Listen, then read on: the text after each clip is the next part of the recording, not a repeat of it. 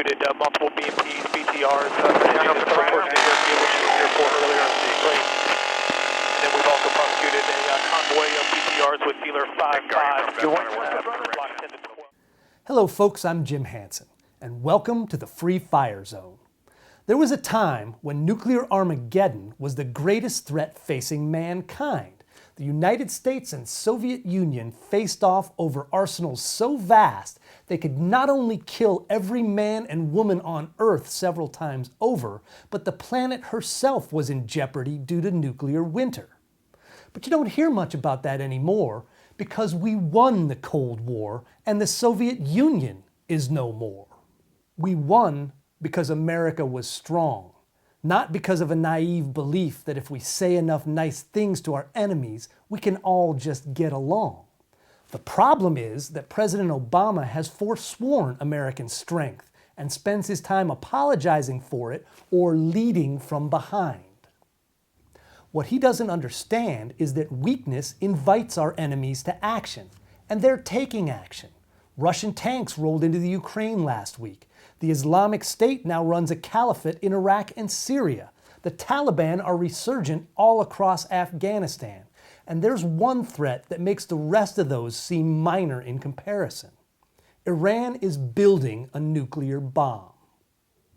Everyone with an above room temperature IQ knows this, and the only real question is what to do about it. Try and stop them from finishing it, or hope they won't use it once they have it. It's obvious that President Obama has chosen hope. This may be the greatest failure of his debacle-filled time in office. Obama is obsessed with ridding the world of nuclear weapons, and he has been since his days back in college, staying up late, smoking and drinking, and solving all the world's problems. But the next day, you wake up with a hangover and nothing but echoes of John Lennon singing, "Imagine there's no countries, nothing to kill or die for." I mean, it's a catchy tune, but it's complete BS. The problem is that mentality pervades the Obama White House, and his national security team has more political tools on it than practitioners of the arts of diplomacy and war. They're now hell-bent on securing a legacy for him and seem fixated on the idea that an Iranian nuclear deal is the mechanism. Now, I can't say if they actually believe that'll make the world a safer place. In their rainbow and unicorn world, it just might. But remember, the true purpose is not world safety, it's the legacy, and the danger is that we'll get a deal at any cost. The Iranians have violated every bit of every agreement that has ever been made, and there's no reason to believe that has changed. They need the economic sanctions we put in place lifted because they're working. And they'll tell Obama's legacy-building crew whatever they need to hear to get the deal signed. And then the second the ink is dry, those centrifuges will just keep on spinning. Nuclear negotiations are the highest stakes poker game there is. It's not just money at risk, it's lives, lots of them. The president used to brag that when he was back in the Illinois State Senate, he played poker with the good old boys there. Well, that brings to mind that old saying, Mr. President, if you don't know who the sucker at the table is, it's you. He's been getting played on the international stage for a long time.